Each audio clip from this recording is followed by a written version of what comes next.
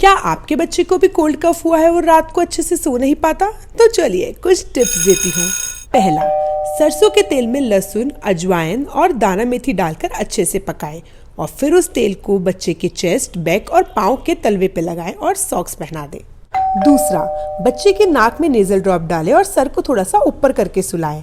मुंह के पास लहसुन अजवाइन की पोटली बनाकर रख दे, जिससे उसका नाक बंद नहीं होगा और वो अच्छे से सो पाएगा। तीसरा, और खांसी के लिए रामबाण इलाज। अगर बच्चा 1 साल से ऊपर है तो सोने से पहले थोड़े से शहद में 2-3 बूंद अदरक का रस डाल दे, थोड़ी सी काली मिर्ची मिलाए और बच्चे को पिला दे।